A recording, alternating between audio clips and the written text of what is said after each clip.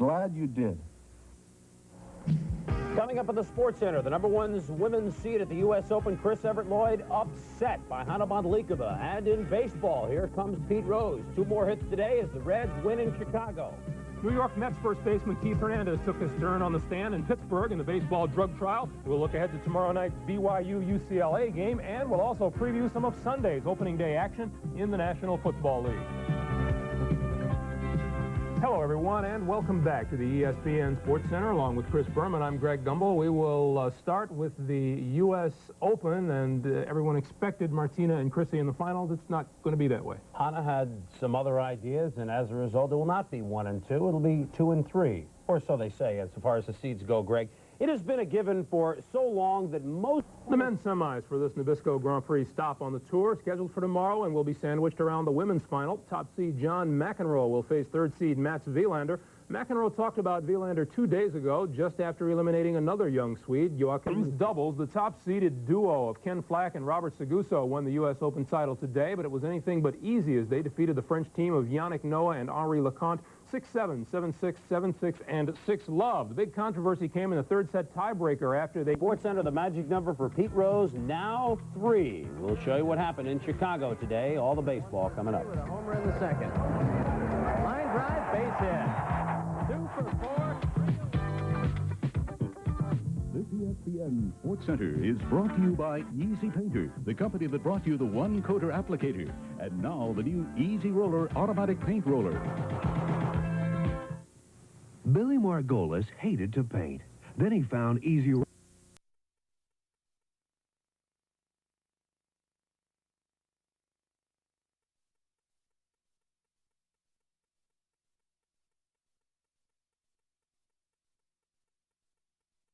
Just might fall before Charlie Hustle returns to Cincinnati next week. At Wrigley Field in Chicago this afternoon, Reds player-manager Pete Rose was very much the player. At games and the box score for Rose read 2 hits in 5 at-bats, 2 RBIs, and 1 run scored. He singled and homered to help the Reds to a 7-5 win over the Cubs and raised his career hit total to 4,189. That is 2 hits shy of Cobb's career mark, 3 shy of setting a new major league standard in that category. And in case you're wondering, yes, Rose is slated to start in Chicago tomorrow when the Reds face Cubs right-hander Dennis Eckersley. We'll pick it up in the top of the 2nd. The Reds up with 1-0 when runners at 1st and 2nd, and Eddie Milner will find the gap in right center field, and Keith Moreland has trouble tracking it down. Ron Oster scores, Mario Soto right behind him, and the Reds have a 3-0 lead against the Cubs and Derek Botello as Milner slides in easily with 3 bases.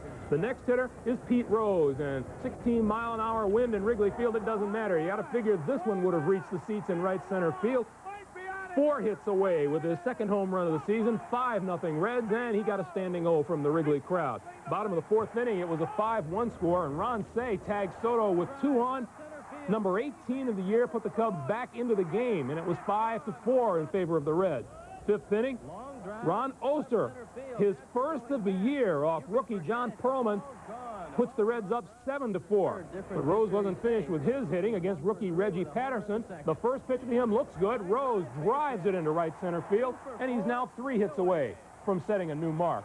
Even though Soto gave up 3 homers and 5 runs all told, he did pitch very well against the Cubs. He struck out 10 Chicago players in all, en route to his 9th complete game, his 12th win of the season. He is tied for 5th in the National League in complete games. The Reds come up winners 7-5. Soto wins his 12th against 15 defeats. Botello is the loser. His record is 1-3.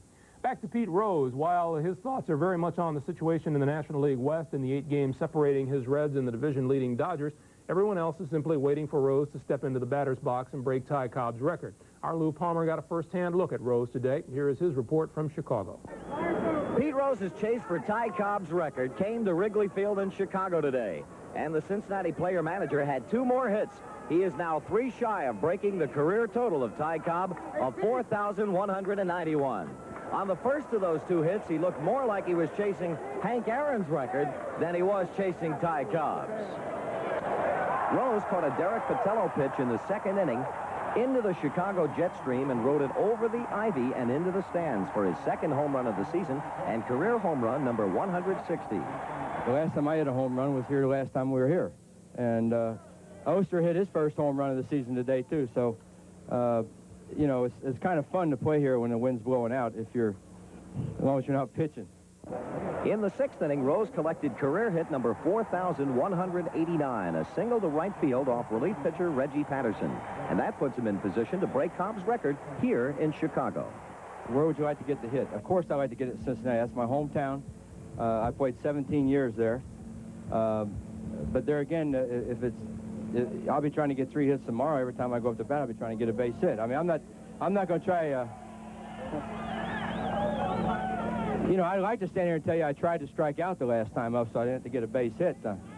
So Marge wouldn't call me tonight, but that's not the way it is. I mean, I was trying my ass off to get a base hit that last time up. The Reds' 7-5 victory over the Cubs today in Chicago leaves them still alive in the National League West with 7 head-to-head meetings upcoming against the L.A. Dodgers. At Wrigley Field, Chicago, I'm Lou Palmer, ESPN. Thank you, Lou. The pennant watch in the American League West is already underway this evening. The Kansas City Royals start the evening 1 game behind California, but they could end up the night in first place if all goes well, at least from the Royals' perspective. In the bottom of the 4th inning, first of 2 at home against the Milwaukee Brewers. They lead the Brewers 1-0 behind Danny Jackson. Teddy Higuera, starting pitcher for Milwaukee, California at Baltimore tonight. Some things never change. New York Yankees owner George Steinbrenner will certainly be called onto the carpet for his actions last night.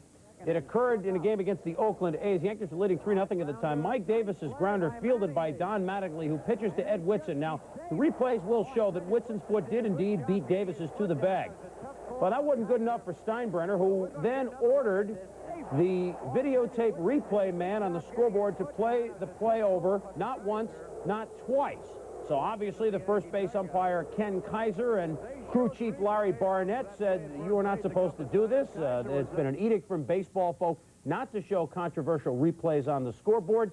Steinbrenner, remember, was fined or suspended for 2 separate incidents back in 1983 when he questioned umpires' integrity. In Pittsburgh, it was come clean day for another major leaguer testifying in the trial of an accused drug dealer. This time, it was Mets first baseman Keith Hernandez taking the stand and detailing his use of cocaine, how often, and with whom. He is the second player to testify. Several other ball players are expected to be called to charge former Philadelphia Phillies caterer Curtis Strong with selling cocaine. Mike Snyder has a late report from Pittsburgh. The list of current and former Major League players linked to the use of cocaine expanded in testimony today by New York Mets first baseman Keith Hernandez and Los Angeles Dodger infielder Enos Cabell. The pair testified as prosecution witnesses in the drug trafficking trial of Philadelphia caterer Curtis Strong. Hernandez, who termed cocaine abuse by major leaguers widespread in 1980, said he played 1 game while under the influence of the drug that year. The one-time National League MVP told of using cocaine with St. Louis teammates Lonnie Smith, Joaquin Andujar, Larry Sorensen, and Bernie Carbo. Hernandez says he has not used cocaine since June of '83. Enos Cabell testified making numerous cocaine purchases from defendant Curtis Strong over a 5-year period. Cabell also told of using cocaine with other players, naming the Cincinnati Reds' Dave Parker and former teammates J.R. Richard, Al Holland, and Jeff Leonard. Given the notoriety of the witnesses and their profession, U.S. Attorney J. Allen Johnson has said that baseball is not on trial here. Curtis Strong is.